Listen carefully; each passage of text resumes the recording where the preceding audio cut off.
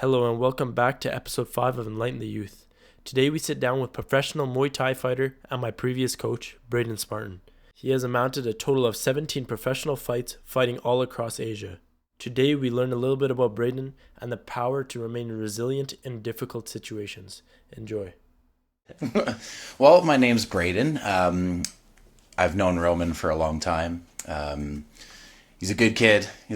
So basically, I am a martial arts instructor. I ran a gym. I'm a fighter. Still in progress, right? Mm-hmm. The fight life is something else. I'm just working my way to the top right now currently. And I guess like one of my main goals would be to eventually get back into that business again and run a gym and help influence people the right way and teach people through what I know best, right? That was awesome. Yeah. Well, he's actually got a flight to catch later. So he is well on his way to continuing the journey here. And I wanted to ask you at the end, but I'm very curious. What is going on this time when you're going down to Thailand? So every time I go to Thailand, it's basically for the purpose of, for lack of better words, fighting, right? Gaining the experience. But I go for not only just to compete as much as I can right now, because I only have so many years left. So I want to get as much competition as I can. And I sort of took a long layoff. And that is probably the best time I should have been competing and should have been doing that. But, life is life and things take over. And so I'm just taking what years I have left and doing as much as I can with it. So I mainly go down there for that purpose of competing, training, but also, again, I'm really learning off of like really experienced, it's Thailand. It's the Mecca for Muay Thai. Why would you not want to go there, right? It'd be going to like the United States for wrestling, it's their national sport. So every time I go to Thailand, it's basically for that purpose of just gaining as much experience as I can in the art of Muay Thai. Right? And I like being there. I like the culture. I like everything there. The weather you can't beat either. So there's lots of factors. Yeah. It does almost get too hot down there sometimes, or is it? You know what? It can. Like southern Thailand can get really hot, but you still have it's right on the sea breeze. So you get like breeze from the sea, and then up north you get mountain weather. Right now, I'd say it's a little bit more rainy season. So when I'm there this month, I'll be there for the entire month of June. It's going to be a little bit more of more rain than anything. Yeah. But I like heat. So I don't know. Either way, I like it. You're happy either way. Yeah. And is the entirety of Thailand into Muay Thai, or is there like the north region is more where you compete, or south? I would say more the entirety. So the way it works is it's like there'd be local stadiums that you compete at when you're, when you're here, when you're at the bottom level, and then you work your way up. The fight sports is very different. There are certain things you have to build yourself. You're almost like almost like a contractor, right? So you have to build yourself up, build up your fan base, win fights, have people like you, sell tickets. You have to show that you can do that, right? And then bigger promoters, they'll take a look at you and then they offer you contracts. So you can get a fight contract. For an example, like UFC, ONE FC, they can offer you a contract of 3 fights for $100,000, right? So after your 3 fights, if they want you, sure, they'll offer you another contract. But again, you got to win the fights. You got to be an exciting fighter. And there's just so many fighters these days. So you have to have a big following as well. That seems to be where it's going now. But yeah, you would start off in all the local stadiums, work your way up. And then I would say like Bangkok is where like the bigger fights happen, because those are the legendary stadiums. You have Lumpini there. You have Rajadamnern there. And you've got like just the more prestigious, higher level fights happening there. Yep. And then there are also like some big fights happening in China, Cambodia, like all over Asia, I would say. Yeah. Nice. Yeah. Now, going back to how did you get into Muay Thai in the first place? Oh, wow. So this takes me way back. So I've always been into sports, always been an active kid. I started off actually playing hockey a long time ago. Oh, wow. Got pretty far with hockey. Yeah, I went into Double A. In Ontario. I grew up in Toronto. And then played lots of soccer, played rugby, just had a very physical lifestyle, and I even I started lifting weights when I was 10 years old. Didn't know what I was doing. Just had a bar with some plates and just did whatever. Right. And then my parents went through like a pretty bad split, / divorce. Right. So, and that sort of, that got to me a little bit. So I ended up being like a little bit of an angry kid, I would say. Yeah. And sports was always the outlet. But then I started to sort of veer away from like the team sport aspect. Again, I was trying to keep up with hockey. I was trying to keep up with track and field and everything. And then there was just one day where I went into, and I actually started in jiu-jitsu. So this was actually Brazilian jiu-jitsu, yeah. So I went into this small club, like in a plaza, just like tiny place. And I was 15, 16 years old at the time. And I remember going in, and it's just a small place, and I did my first Brazilian Jiu-Jitsu class. And I was, I went in with that mentality, like, I feel bigger and stronger than these guys, So I remember doing the class, and then after, usually in Jiu-Jitsu classes, it's always like an open mat sort of rolling, just almost like sparring, but for Jiu-Jitsu, right? So I rolled with this guy, had to have been about 125 pounds. And I'm like, again, I went in with this attitude of like, how hard can this be, right? I'm athletic. So I remember rolling with him. And then I remember waking up an hour later. So I woke up and I'm like, what just happened? Yeah. Oh, you just got choked out, right? And I ever since that day, I was like, I have no idea how this guy just did that to me, right? Yeah. Because I must have just like bull rushed him, tried to take him down or something. And then when you wake up an hour later, it's a pretty humbling experience. So ever since that day, I was like, I need to learn this. I really it totally changed me. So it was like a wake up call. It was definitely a wake up call. There's nothing more humbling than something like that happening to you, right? And so I was doing jiu-jitsu for a fair amount. I was a little inconsistent with jiu-jitsu, so I didn't really like level up too much. But it opened up the door for me to explore other martial arts as well. So I did like Taekwondo. I did all this, right? All of these arts under, in one small period of time. And then I enjoyed it. I really liked not just the fact that it's an individual sport, but yes, it's also, you need coaches, in my opinion. It's a team sport, but it's also, it's a team environment. You need each other to help carry you forward. But it became an obsession, right? It's something that I looked at a lot different than any other sport, right? So, going home after the gym, you take it with you. I'm thinking of new moves. I'm YouTubing stuff.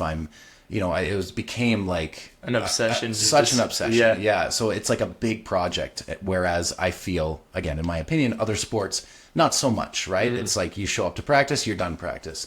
You show up to a game, you're done the game. You don't bring it home with you, right? This one you really do. And so, I did a few jiu-jitsu competitions, and then I did some Taekwondo competitions. And then the plaza, that little place at that plaza closed down, right? I think it was honestly just a side business for this instructor. But that instructor was my first one I've ever had. And he taught me a lot of, he was tough. He was a tough instructor, right? And he taught me a lot on just like values and dedication. Do you find that you incorporate a lot of the values that he instilled in you into your students? Because I know that when you were training me, for example, I had trouble finding another coach that I got the same value out of, just in terms of how you worked this, and a lot of focus on the basics, which I found really translated to when I started advancing in the few years that I did it. But do you find that you instilled a lot of those? I would say so, because he was very old school in his training methods. But when you, especially in today's society, old school is like, it's kind of like this. I believe in a little bit of old school style of training people, but honestly, I don't mind this, but it was like some of his training, it was questionable, right? But it gets you so mentally tough. And then 2 years later, down the road, and this was in Pickering, Ontario, a new gym opened up, and it was called Pound for Pound MMA. So, and those were my first Muay Thai coaches, Crew Saji and Crew Rich. And, I'll never forget them. They're always going to be like, those two are what really started my journey. So they opened up. Never done Muay Thai before. But again, I did some Taekwondo. I would hit the bag. I was excited to do it. I just remember going in there. I remember going to pound for pound. The first thing I see are my Coach Rich and his legs. And I'm like, I've never seen legs like that before. Those look like they could do damage. And I'm like, yeah. So I started learning a little bit of Muay Thai. And then like not too long into it, I went into like my first, what we call them smokers. They're like exhibition fights. So I went into my first smoker. And I did well. I won it, even though it was an exhibition. There's still a hand raise at the end. I won it. For the first few fights, I had no idea what I did in there. So if you ask me, like, did you have a strategy? I'm like, nope. Just, I don't know, chin down just and throw. Just swinging. But I would say that those two, they were such good coaches, and they both had a really good just way of teaching Muay Thai in like an old school way, but also a new school way, because people learn different, and they can just reach you, right? They can the way that, not just the way they explain things, but also you can just tell and feel that they had a lot of experience in fighting and teaching as well. And they just had that like sort of like, to me, it was almost like a fatherly figure type of thing too. Crew Rich was more of like, on the logo, on the pound for pound logo, there's like a bull head and a tiger head. And I think that describes them perfectly, because Crew Rich would be the bull head. He's like strength. When he holds pads for you, it's a rough pad session. It's basic stuff, but it's all power. It's like, he makes you so tough. And then the tiger head, which is Saji, he approaches training and fighting from like a different logic. He's a lot more like, he comes up with different ways, right? He's like, I'm not going to say the smart one. They're both really smart, but it's like Rich is like more raw. He'll get you tough. Saji gets you smarter. He comes up with the strategies. He comes up.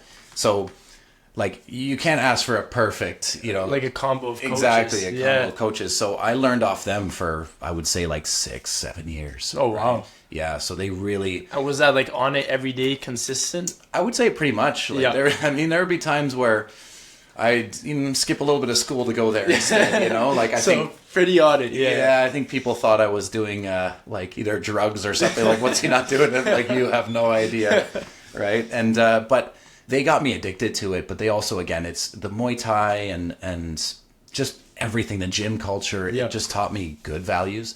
So I'd say, like, it did keep me out of trouble, but I'd say there was also a sense where I was almost too addicted to it, right? But I think it really became who I was. Do you think that there's a obsession can be dangerous, even when it comes to something like Muay Thai? You know what? And I'll be very honest here.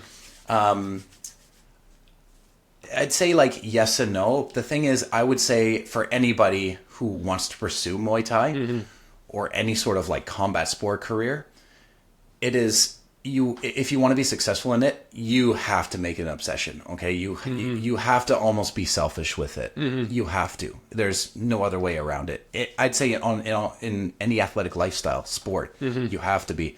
If you're doing a course in school, it helps to be obsessed with it, like we live in a world now where everything is very competitive. There's so much people and there's just a little less opportunities.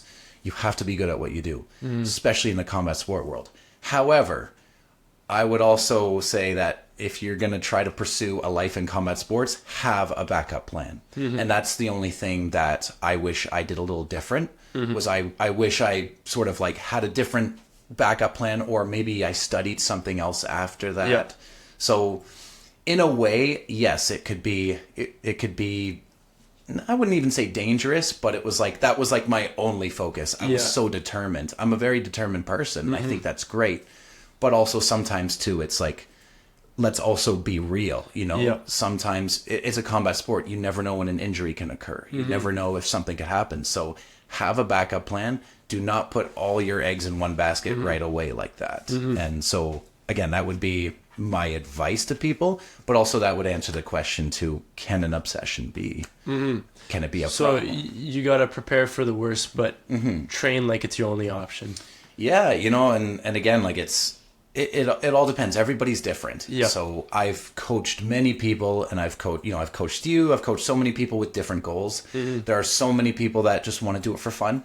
Totally. I've nothing wrong with that. Yeah. There are people that want to fight. Perfect. If that's what you want to do, that's what you want to do. But it's also, it's a very different lifestyle. And I would say to people, even when I coach them, I said, don't, be real as well. Yeah.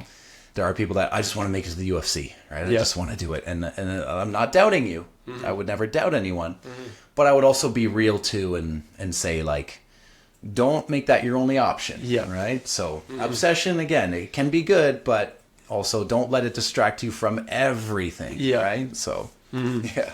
Now, when you were training, because I know that you trained a lot of kids back at Next Level, and it seemed like something that you really enjoyed.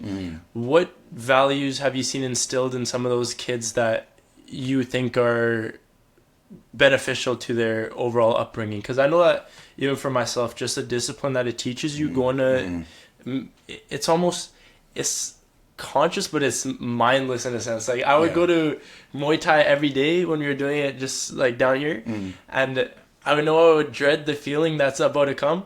But then once you get in there and you start going with it, then it's just like you're just pure dopamine, just amazing. So what values would you say that it instilled in some of the kids that you've trained that you think are very beneficial, and maybe if someone else is looking at joining, what it could bring for them? Well, it's like what you mentioned before, the discipline. Like, number one, for sure, discipline. Yeah. You have to have discipline. And it's like what I mentioned before. We live in a very real world where, as soon as I got out of high school, things were not what they seemed, right? Like there was a lot of stuff we were not taught. There was a lot of stuff that we weren't prepared for. So I think the way I tried to approach teaching kids and some of the benefits I've seen a lot of these kids have was, yes, dedication. You have to be dedicated. And it doesn't have to, and that's the thing what people need to realize too. It's not just dedicated to Muay Thai. I don't expect you to be a pro Muay Thai fighter, but it's what it teaches you outside of the gym. Right? It teaches you to be dedicated to something, right? So if you want to have a job doing whatever, you have to be dedicated to it. Yeah. And those skills have to be built up from when you're young. It was teaching kids a lot like social skills and teamwork, right? And again, that's team building is very important. You can't be a one-man army in anything, right? I've seen enough people have that approach to it. You see a lot of teenagers and stuff these days that are sort of like that lone, they try to have that lone wolf style. Yeah. And it's like, no, they're going to learn real fast that you need to make connections. You need to know people in order to make it in this world, right? So I think, and that stems from things when you're a kid, like team building, teamwork, bringing others up as well. So I think teaching that too, like I really saw a bunch of them have that, they developed that skill the longer they were training with me and the longer they were in Muay Thai in general. Yeah. So yeah, it was teaching them a lot about that. The dedication, of course, just respect, respect is, I see that dwindling again, is all things I see right these days. Respect seems to be a little bit dwindling right now when it comes to like kids these days, but just respect, not just respect for like your instructors, but respect for everybody. And again, like when kids would want to take it to competition, they would learn real quick that, okay, this is something you have to be more dedicated to. And just like the adults, I've had kids that just wanted to do it for fun, kids that were, wanted to take it far. And I've also had kids that didn't really know why they were there. I think sometimes the parents just dropped them off, right? But again, that's, not every kid is going to like it. Not every kid is going to enjoy Muay Thai, right? But I do think kids should all be in something. So team building, dedication, respect, and, focus. Every kid learns different, and I was well aware of that going into teaching kids because I do have a lot of experience teaching kids.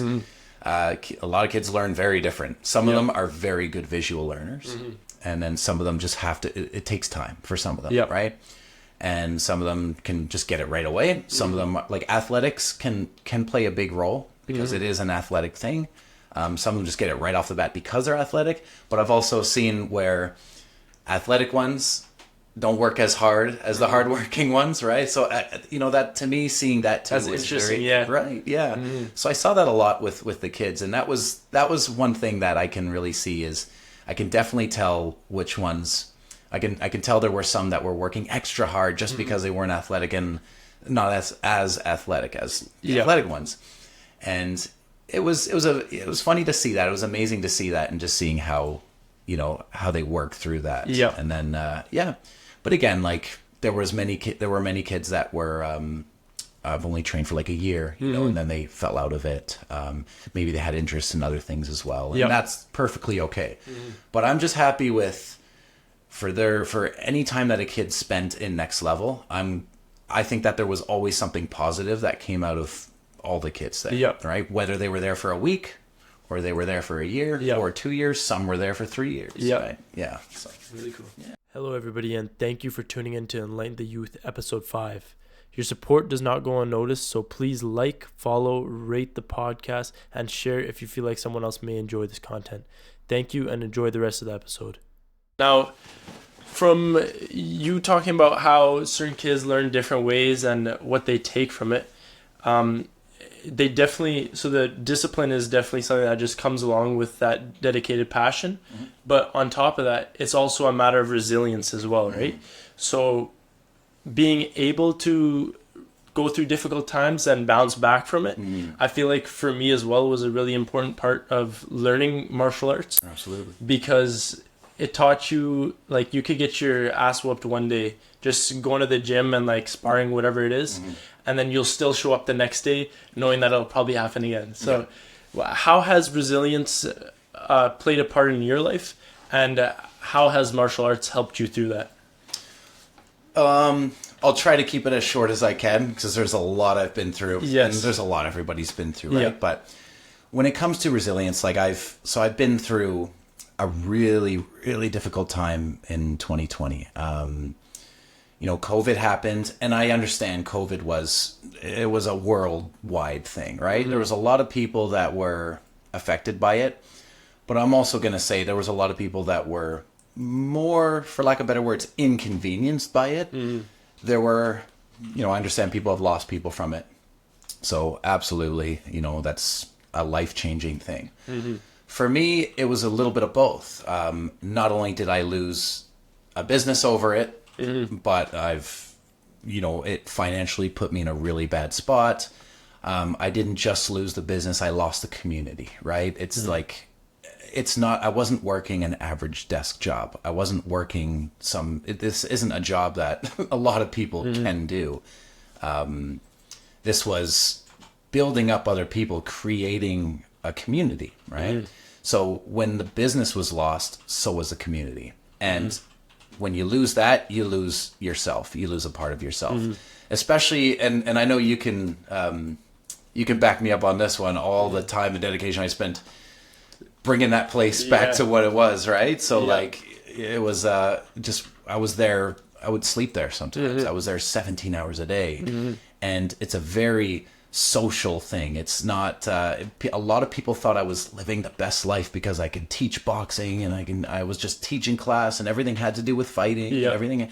But it's not like that at all. What goes on behind the scenes in a gym is so rough. And if you ever have a bad day, which we all do, and it's hard to deal with people, guess what? You gotta just toss that away for a few hours, and you have to give all your energy to people. That's not easy, right?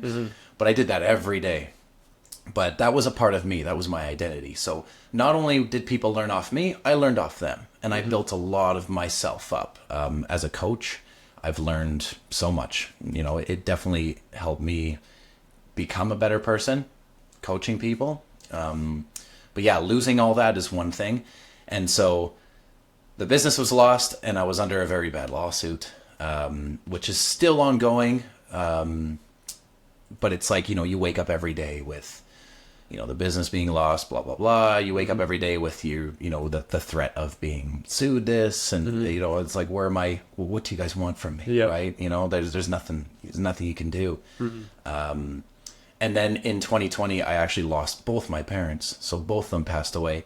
So it was like everything happened. I lost my mom in 2020 and I lost my dad in 2021. So exactly like a year apart, July, right? So I was undergoing the business.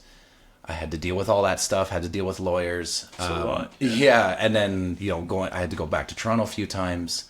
I had to deal with that, I think honestly, there's still parts of me that everything happened so quick and everything happened at once that sometimes I think there hasn't even really been time to mourn yet. Yeah. It was just like, I felt numb. Yeah. Right. I was so numb for like a good 2 or 3 years. Yeah.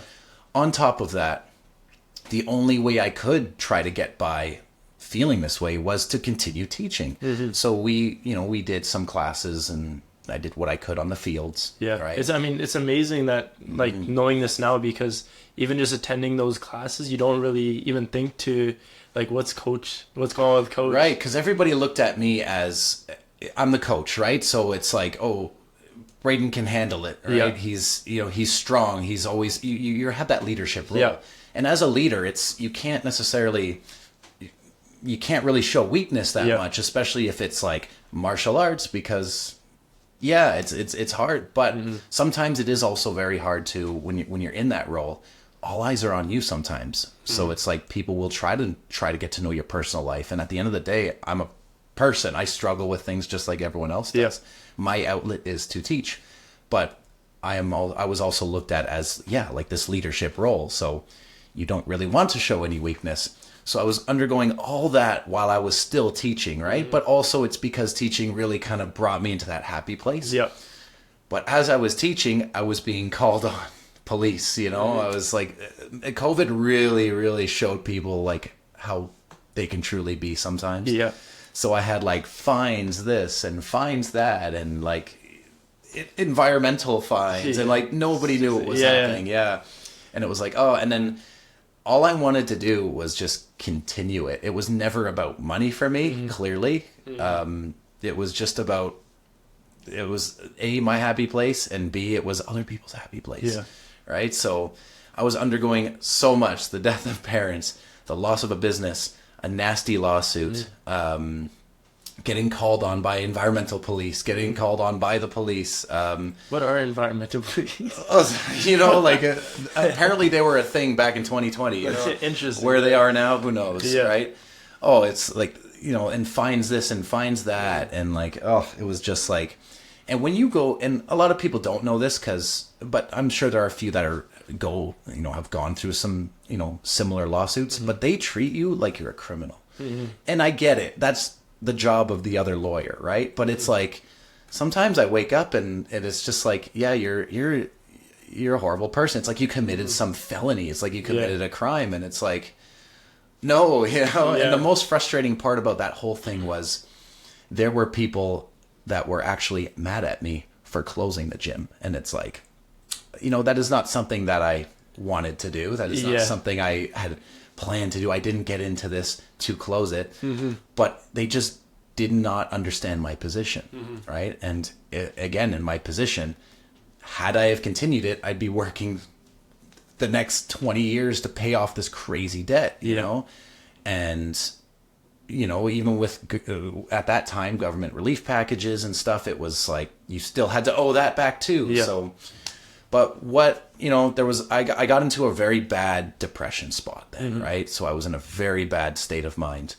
doubting everything, suicidal, just I lost it all, right? It was pretty rock bottom for me.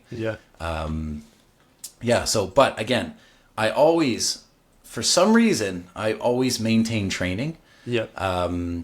I never got into, there was so many different routes I could have taken, and I'm sure a lot of people have gone down those routes. I could have reverted to alcohol, drugs, all that stuff. Never. I was so addicted to training all the time.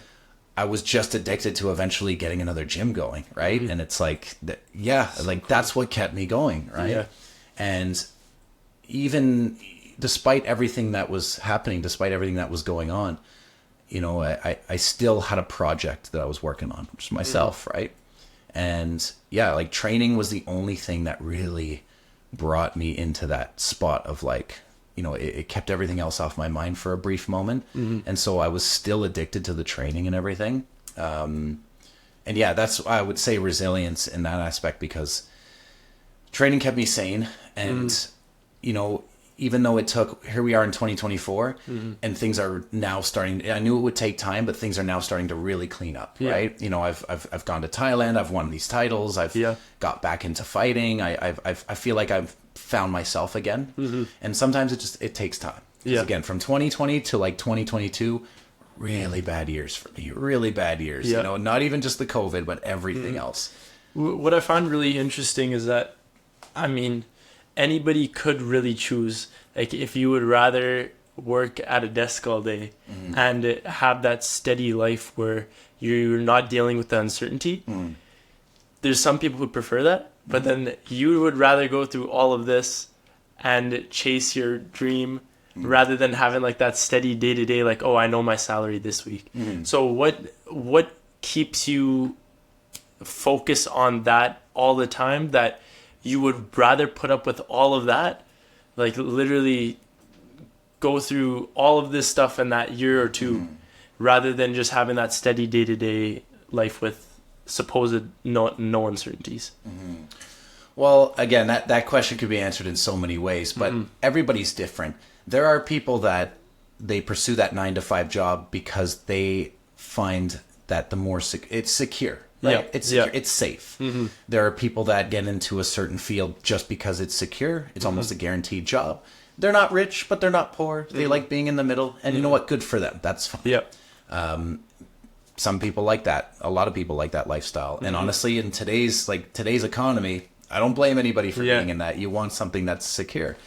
And a lot of people just, they want the lifestyle of, okay, finish school, get a nice job, have kids, get married. Good on them, right?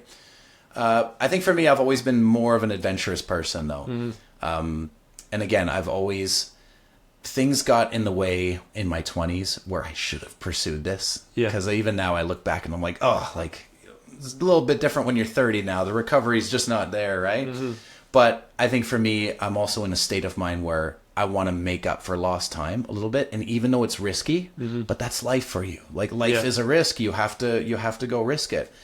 And I think it's just who I am. I am not one to sit still at a desk or anything. Like, this is what I love. I am going to open a gym again one day. I am going to coach again. And it's, it could be, if it's a secure job, perfect. I would love that. But more, it's who I am. That's what I want to do. People they want that safety, but you have to realize too, what I stated before. It's like, if you want to reach a goal, you have to risk it. You have to. So me going to Thailand in this whole different world and risking going into the ring and fighting without insurance, like, that's a huge risk. I've got a couple of marks already to prove it. It's not, it's a sport and it's a career that has a very high risk and a very low reward. But if you keep pursuing it, you just keep going, it can be a very high reward. And it's also, it's one of those classic, you hear it all the time, those classic stories of, oh, well, why do you fight? And it's like, it's not because of the money, because there's not much money in it, right? It's just, for me, I'm doing all this now, and it's taught me a lot about resilience, because it's like, it's just who I am, and I refuse to be someone who I'm not. Right? So going into the ring, fighting, training, constantly keeping up that project, which is myself, that's just the way that's how I want to be, right? And I don't want to let anyone tell me what I can do different. Or tell me that I have to do different, right? So it's, again, I'm still in that process, right?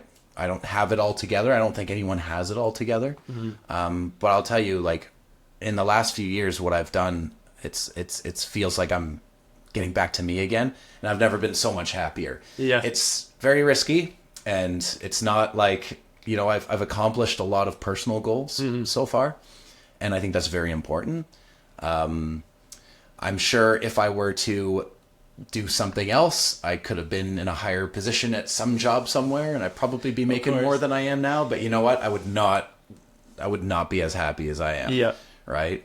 and that's just the way it is. That's the way I roll. Yeah. So, yeah. That's awesome. Yeah. And how has the being in Thailand and learning from those people that also are doing what you do, but that's more normalized down there, right? Yeah. So how is it being in that environment, surrounded by people that are striving towards the same goals that you are, which I'm sure is not as usual down here? Well, again, it's such a different world, right? And the thing is, what a lot of people don't realize is that, it's in Thailand. It's a great life down there, but it's also not a great life down there. Like, normally, in order to be a trainer in a gym, just a trainer, you have to have this many fights, you have to have this much experience. You see guys with over 200 fights, and they're a trainer now. But then when you look at them being a trainer, it's not a nice lifestyle. I mean, you're holding pads all day for people. You could see they're tired.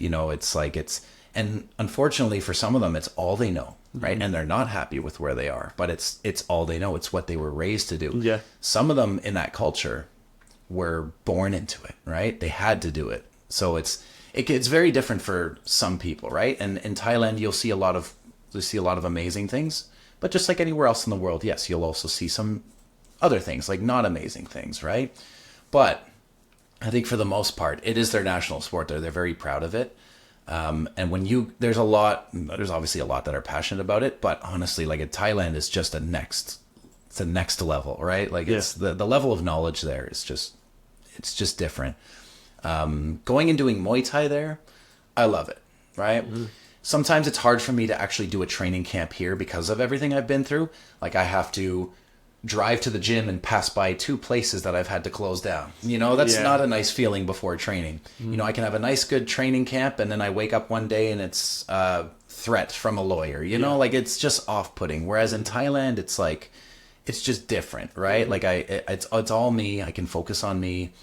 The focus is on the training. Yeah. And obviously they train twice a day there for the most part. It's like taken way more serious. Eat, sleep, Muay Thai, eat, sleep, and Muay Thai pretty all much. Day. That's all day, cool. Yeah.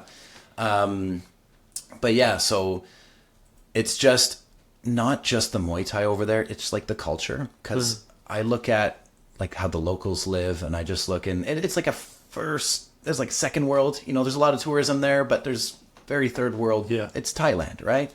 Asia, So I see a lot of the ways the locals live, and it keeps me humble because I see that a lot of these people don't have anything.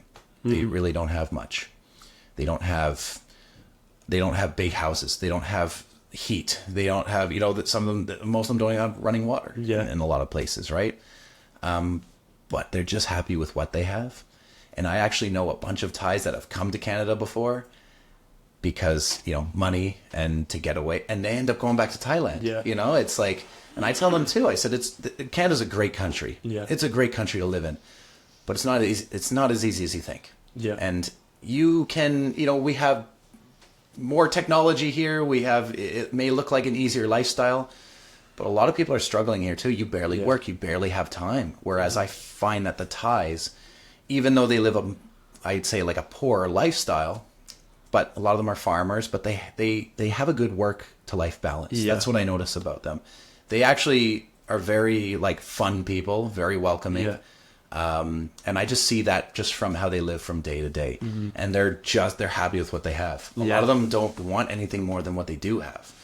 And I respect that a lot. So I seen online, I think that North America is glorified in a way that people don't really realize. Like you see it online, the people that are crossing the border from Mexico to the States, or all these people that travel however far to get there, and they get there and they realize it is what they were advertised, but it's not how they perceived it.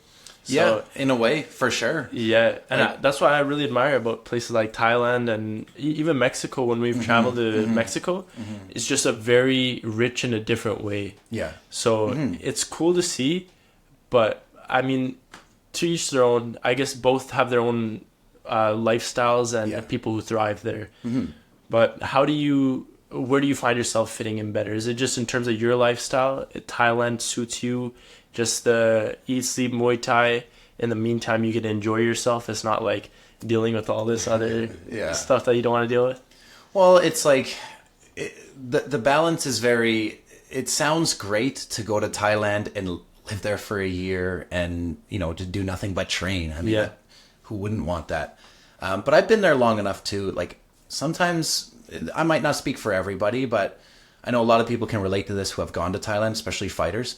But sometimes you'll fall into the 3 month. You'll hit 3 months and you're there, and then things start to tether downhill a little bit. Sometimes the lifestyle, it gets hard. Like what happens if you get injured? Now what? Yeah. I went there to train. I went there to fight. That's all that's on my mind. Now I'm injured. Now I have to take 6 weeks off or something. It's like, there's a lot to do in Thailand, but I'm not there for that reason, right? Like, so sometimes that can happen. Things can get to you, right? And sometimes you get that feeling of home will always be home. Yeah. Like, I'll miss this place, right? So like you'll get those feelings.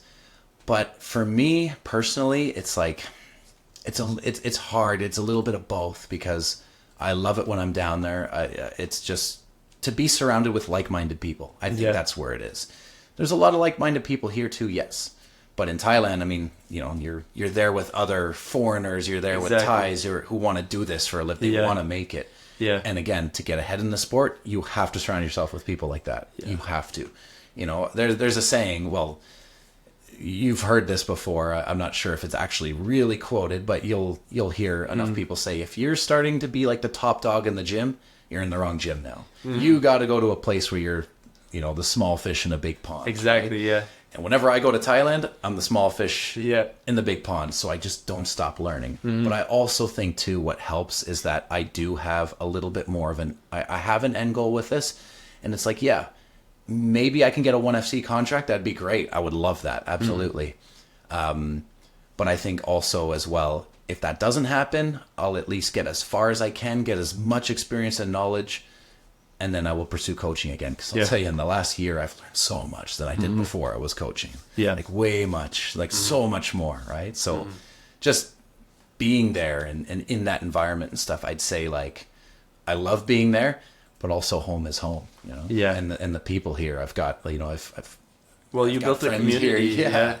Exactly. Which is so awesome. And I know even with myself going into Muay Thai, I've always had my group of friends from school, whatever. But once you get into that community of people who are willing to show up every day and put in the work and willing to have that resilience to get hurt and come back in the next day, you do build a very different crew of people, which I really admired about the Muay Thai scene or just any MMA for as a matter of fact. But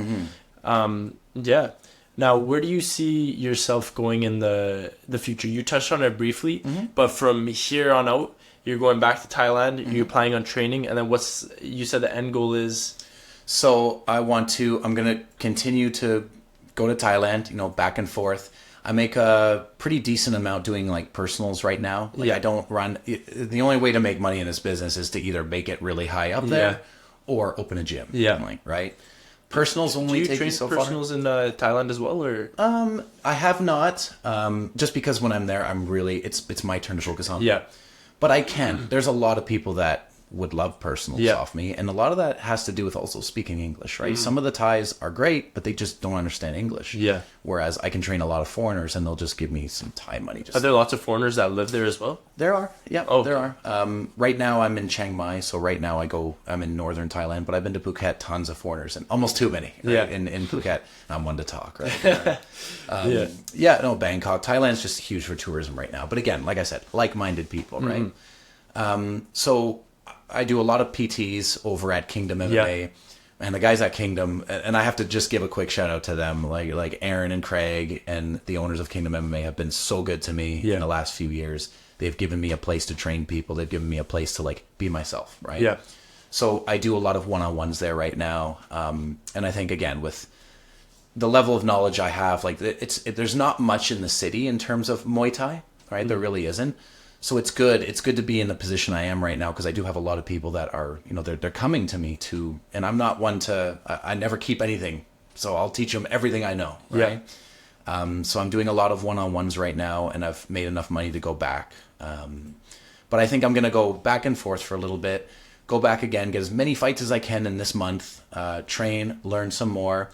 I'll be back here in the summertime, and then I'll be going back again, maybe September, October, but this time it's for the bigger promotions. Yeah. So Cambodia again, China, and then Bangkok. And then from there, let's just see. I just want to, again, nothing's guaranteed in combat sports. Yeah.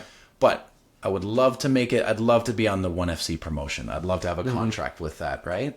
And then overall end goal would be to, again, coach again. I would love to coach again. And this time, do things a little different, but also with everything I've learned just even in the last few years, oh my gosh, like it's like I can't wait to coach again. I can't wait to run a gym again. You know, it's just who I am. I'm sorry, everybody, but that's just who I am. I will get back into this, right? And I still have people from years ago. You know, I'll be walking through the mall and I'll see a kid that was 4 years old and now he's 8, 9 years old. He's this tall. And his parents are still asking me, "Hey, like, where are you teaching right now?" Oh, I haven't seen you in 4 years. Yeah, it's like people, you know, to have that impact on people. Yeah, it's like I have to do this again, right? It's just I love it. So that would be where I see myself. That's fantastic. Yeah. Well, we're coming to a close now, but is there any last things you want to add? You can plug your socials first off, and then add whatever else you'd like as a closing statement. Well, I guess for socials, like I run an Instagram page. You can just follow me, Spartan11. I'll post it on the screen as well. For sure, yeah. But I also wanted to touch up on just one more thing is that, you know, you talk about resilience, passion, careers and everything. I have to stress that there's a lot of stuff I went through as well, though, but it was also with the help of other people, right? I will never, ever, I will always stay humble. I did not do all of this by myself. I cannot get anywhere just by myself. So, like, again, any advice I would have to people growing up, right? Ask questions, right? Don't think you can do it all on your own, right? I respect you if you think you can, but, you know, without other people, you know, this is why I say respect everybody. Just as much respect as you can. I did not get here on my own. I had a lot of help as well. I had help from people. They helped lift me. Yeah. Right? They helped bring me back to who I was. So I will never forget them and I will never leave them out of the equation, right? I can never go onto a podcast and say I did this, I did that, I did that. I'm like, no, I'm not that kind of person. Like, I with the help of other people, they helped me build my strength back into myself for sure. So I'll always remember that. Yeah. Amazing. Well, thank you once again for coming on the podcast on such short notice. No problem. We got a flight to catch later, but that's been episode 5 of Enlighten the Youth. Tune in again next week and really appreciate it, man. Thank you. Awesome.